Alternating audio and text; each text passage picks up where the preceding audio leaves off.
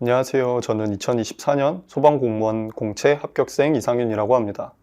저는 1년 8개월의 수험 기간을 가졌었고, 세 과목 모두 노베이스인 상태로 공부를 시작했습니다. 어떤 학원을 고를지 찾아보던 와중에 유튜브 쇼츠를 통해 이영철 선생님을 접하게 되었고, 열정적으로 재밌게 풀어서 강의하시는 모습을 보고 재밌게 공부할 수 있겠다는 생각이 들어서 해커스 소방을 선택하게 되었습니다. 저는 두 번의 도전을 했는데요. 초시는 인강을 들으면서 공부했고, 23년 불합격 이후 저를 다시 다잡기 위해서 알아보던 중 해커스 소방학원에서 통제학습을 한다는 것을 알고 학원을 선택하게 되었습니다. 인강으로는 제가 모르는 부분이 있거나 이해가 되지 않는 부분이 있을 때 반복해서 들음을 통해서 학습의 깊이를 더할 수 있었는데, 저는 저를 다시 다잡고 저를 더 통제하기 위해서 해커스 소방학원의 통제학습 프로그램을 이용해서 준비하게 되었습니다. 학원 통제학습 프로그램이 잘 짜여져 있어서 저를 다잡고 공부 습관을 들이는데 많은 도움이 됐습니다. 또 실강을 통해서 제가 모르는 부분이 있을 때 선생님들께 그 자리에서 질문을 할 수 있다는 점이 매우 좋았습니다. 저는 2024년 소방공무원 시험에서 소방학개론 92점, 소방관계법규 96점, 소방행정법 92점 총 280점을 맞아 합격하였습니다. 사실 저는 2023년 소방공무원 시험에서 216점을 받아 불합격했지만 64점 더 높은 점수를 받아서 2024년 소방공무원 시험에 합격하였습니다. 저의 공부 방법에 대해 말씀드리자면, 저는 기본이론과 심화이론 수강 후 날마다 기본서를 회독하였습니다. 그 이유는 방대한 양의 개념을 얼마나 숙지하고 있는지, 그리고 숙지한 개념을 문제에 어떻게 적용할 것인지가 중요하다고 생각했기 때문입니다.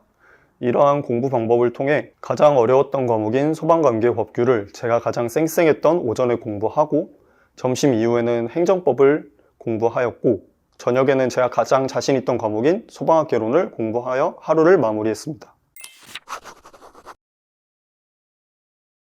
전 과목 해커스 소방의 강의를 수강했고, 소방학개론 이영철 선생님, 소방관계법규 김정희 선생님을 수강했습니다. 저는 해커스 소방 선생님들의 모든 커리큘럼을 수강하였고, 특히 기출문제 및 단원별 문제풀이 커리큘럼을 통해 틀린 파트, 제가 이해가 되지 않는 파트를 정리하여 기본서 회독수를 늘렸습니다.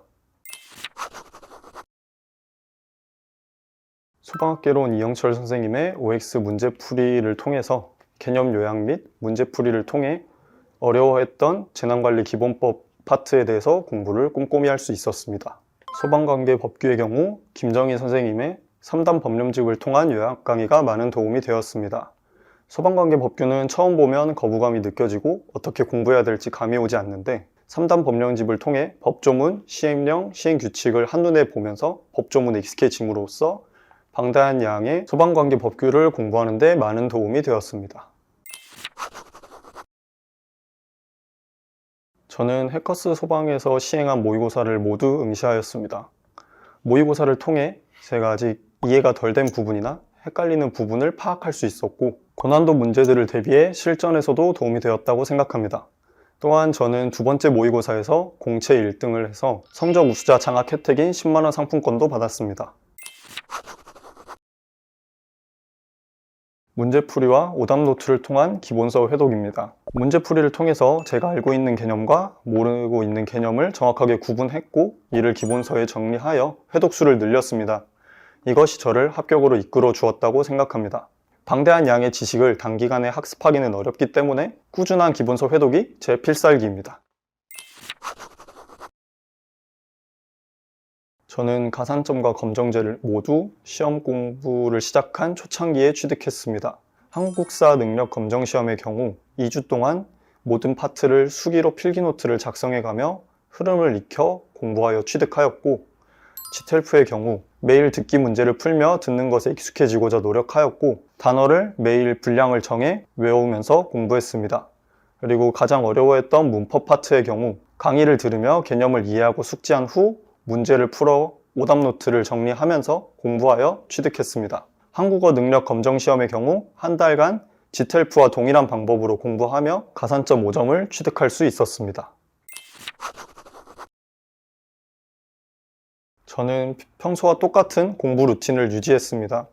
평소와 다른 루틴을 세워서 그것에 적응하는 시간이 아깝다고 생각했기 때문입니다. 오전에는 소방관계법규 기본서 회독 및 문제풀이를 하였고, 점심 이후에는 행정법 기본서 회독 및 문제풀이, 그리고 저녁에는 가장 자신 있던 과목인 소방학개론 기본서 회독 및 문제풀이를 진행하였고, 이를 시험 한 달 전부터 필기시험 전날까지 꾸준히 유지하였습니다.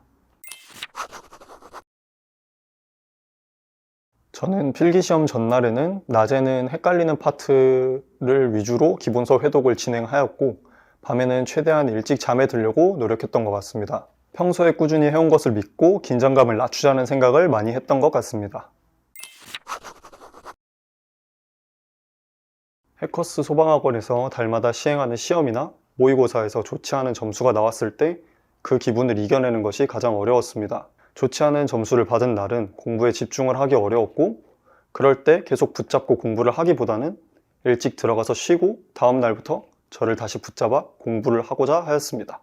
수험 생활을 겪어보니 너무 많은 생각을 하면 공부에 지장이 간다는 생각이 들었습니다. 수험생 여러분께서는 시험 점수나 모의고사 점수에 연연하지 않고 꾸준히 공부하셨으면 좋겠습니다. 저는 세 과목의 비중을 모두 균일하게 두었습니다. 자신 있는 과목이라고 해서 비중을 줄이거나 며칠 공부하지 않는다면 금방 잊어버리기 때문입니다. 소방공무원 시험은 결국 방대한 양을 누가 더 많이 숙지하고 있느냐의 싸움이라고 생각하기 때문에 세 과목의 비중을 최대한 균일하게 두되 자신 없는 과목은 가장 컨디션이 좋은 아침이나 점심 이후에 진행하였습니다. 너무 기뻤지만 한편으로는 놀라서 두세 번 제 수험 번호가 맞는지 확인했습니다. 그리고 여태까지 공부해왔던 제 수험 과정이 머릿속에서 스쳐 지나갔던 것 같습니다. 공부하시는 동안에는 미래가 보이지 않는 것 같고 내가 지금 잘하고 있는지 의심이 들기도 할 것 같습니다. 저도 그랬으니까요. 근데 하지만 그러한 생각보다는 꾸준한 공부를 열심히 하신다면 좋은 결과가 있을 거라고 생각합니다. 예비소방관 여러분, 남은 수험생활 끝까지 힘내셨으면 좋겠습니다.